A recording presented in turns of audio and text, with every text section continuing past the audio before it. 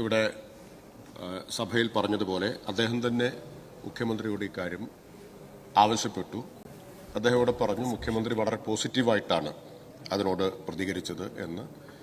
അതിൻ്റെ അടിസ്ഥാനത്തിൽ ഈ സമരം ചെയ്യുന്നവരെ ചർച്ചയ്ക്ക് വിളിക്കുകയും ചെയ്തു. ബഹുമാനപ്പെട്ട ആരോഗ്യമന്ത്രിയുടെ നേതൃത്വത്തിൽ ആ ചർച്ച നടക്കുകയുണ്ടായി.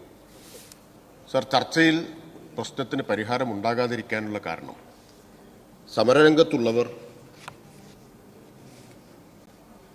നിർബന്ധ ബുദ്ധിയും ശാഠ്യവും പിടിച്ചതുകൊണ്ടാണ് ബഹുമാനപ്പെട്ട പ്രതിപക്ഷ നേതാവ് ആഗ്രഹിച്ചതുപോലെ നമുക്ക് ഈ പ്രശ്നത്തിന് ഒരു പരിഹാരമുണ്ടാക്കാൻ കഴിയാതെ പോയത്.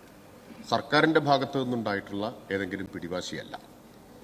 ചില വസ്തുതകൾ ഒരിക്കൽ കൂടി ഇവിടെ പറയാൻ ഞാൻ ആഗ്രഹിക്കുകയാണ് ഇതുമായി ബന്ധപ്പെട്ട്. സർ, ഈ സർക്കാരിന് ആശാമാരുടെ പ്രശ്നത്തോട് എല്ലാ കാലത്തും അനുഭാവമാണുള്ളത്. അനുഭാവപൂർണമായ നിലപാടാണ് സർക്കാർ സ്വീകരിച്ചിട്ടുള്ളത്. അപ്പോൾ അത് തെളിയിക്കുന്ന വസ്തുതകൾ നമ്മുടെ മുമ്പിലുണ്ട്. ഈ ഗവൺമെന്റ് അധികാരത്തിൽ വരുമ്പോൾ, ഒന്നാം പിണറായി സർക്കാർ അധികാരത്തിൽ വരുമ്പോൾ ഉണ്ടായിരുന്ന ഓണറേറിയം 1000 രൂപയാണ് 2015-16. ദയവായിട്ട് ക്ഷമയോടെ കേൾക്കണം. ഞാൻ തർക്കത്തിനല്ല. ബഹുമാനപ്പെട്ട പ്രതിപക്ഷ നേതാവ് ഇവിടെ ഉന്നയിച്ച അതേ സ്പിരിറ്റിലാണ് ഞാനും ഗവൺമെന്റിന് വേണ്ടി ഇതിന് മറുപടി പറയുന്നത്. പക്ഷെ വസ്തുത നമ്മൾ പറയണമല്ലോ. 16-17 1500, 17-18 2000, 18-19 4000, 19-20 4500, 20-21 5000, 21-22 6000, 23 ഡിസംബറിൽ 7000 ആയിട്ട് വർദ്ധിപ്പിച്ചു. ഇപ്പം നമ്മൾ 7000 രൂപയാണ് ഇവിടെ സംസ്ഥാന സർക്കാർ ഓണറേറിയം കൊടുക്കുന്നത്. സർ, അങ്ങയുടെ ശ്രദ്ധയിലേക്ക്, ബഹുമാനപ്പെട്ട പ്രതിപക്ഷ നേതാവിന്റെ ശ്രദ്ധയിലേക്ക് ഞാൻ കഴിഞ്ഞ ദിവസത്തെ പാർലമെന്റിൽ ഒരു മറുപടി ഇവിടെ ശ്രദ്ധയപ്പെടുത്തുകയാണ്. എങ്ങനെയെല്ലാമാണ് വസ്തുതകളെ തമസ്കരിക്കുന്നത് എന്നാണ്. സർ, ഇന്ന് 11-3-2025 രാജ്യസഭയിൽ കൊടുത്ത മറുപടിയാണ്. അതിൽ ചൂണ്ടിക്കാണിക്കുന്നത് സംസ്ഥാനങ്ങൾ കൊടുക്കുന്ന ഇൻസെന്റീവിനെ കുറിച്ചുള്ളതാണ്. Kerala ₹6,000 per month as ASHA honorarium from state government fund. സമരം ചെയ്യുന്നവർക്കും തർക്കമില്ല, നമുക്ക് എല്ലാവർക്കും അറിയുന്നതാണ് കേരളത്തിൽ 7000 കൊടുക്കുന്നുണ്ട്.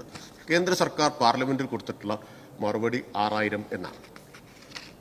ഈ സമരം നടക്കുമ്പോൾ കൊടുത്തിട്ടുള്ള മറുപടിയാണ്. ഇവിടെ സമരം നടക്കുമ്പോൾ ഇതെന്താണ് സർ കാണിക്കുന്നത്? സംസ്ഥാനത്തിനോട് ഈ സാധാരണ പാർലമെന്റിലെ ചോദ്യം വന്നാൽ സംസ്ഥാനത്ത് നിന്ന് വിവരം ശേഖരിച്ചിട്ടാണ് മറുപടി കൊടുക്കുക. ഇവിടെ നിന്നൊരു വിവരവും ശേഖരിച്ചിട്ടില്ല, ഒരു വിവരവും ശേഖരിച്ചിട്ടില്ല. അപ്പൊ രാഷ്ട്രീയ ലക്ഷ്യമല്ലേ നമ്മൾ ഇതിലൊക്കെ സംശയിക്കേണ്ടത്? ആർക്കും തർക്കമില്ലാത്ത വസ്തുതയാണ് 7000 കൊടുക്കുന്നു എന്നത്. എന്നിട്ട് പാർലമെന്റിൽ കൊടുക്കുന്ന മറുപടിയിൽ 6000 എന്ന് എഴുതി വച്ചിരിക്കുകയാണ്. സർ, വേറൊരു പ്രചരണത്തിന്റെ കൂടി വസ്തുത ഈ മറുപടിയിൽ നിന്ന് വ്യക്തമാവുന്നുണ്ട്. അത് നമ്മുടെ മാധ്യമങ്ങളൊക്കെ നടത്തിയൊരു പ്രചരണമാണ്. സിക്കിമിൽ 10000 ഉണ്ടെന്നുള്ളതാണ്. Monthly fixed honorarium, Sikkim monthly fixed honorarium of ₹6,000 disburse from state fund. അപ്പോൾ ഒരു ഭാഗത്ത് 10000 എന്ന് ഇവിടെ മാധ്യമങ്ങൾ പ്രചരിപ്പിക്കുന്നു, സിക്കിമിൽ അത് 6000 ആണെന്ന് മറുപടി പറയുന്നു. കേരളത്തിൽ 7000 കൊടുക്കുന്നത് 6000 എന്നീ മറുപടിയിൽ തെറ്റായിട്ട് കാണിച്ചിരിക്കുന്നു. നമ്മുടെ MP-മാർക്ക്, പ്രത്യേകിച്ച് രാജ്യസഭയിലുള്ള MP-മാർക്ക് ഇക്കാര്യത്തിൽ അവകാശ ലംഘനത്തിന് നോട്ടീസ് കൊടുക്കാവുന്നതാണെന്നാണ് ഞാൻ വിചാരിക്കുന്നത്. ബഹുമാനായിട്ടുള്ള മുൻ പ്രതിപക്ഷ നേതാവ് ദീർഘകാല MP ആയിരുന്ന ആളാണ്. അദ്ദേഹത്തിന് ആ കാര്യത്തിൽ കൂടുതൽ പറയാൻ കഴിയുമായിരിക്കും തോന്നുന്നു. കാരണം സഭയെ തെറ്റിദ്ധരിപ്പിക്കുകയാണ്.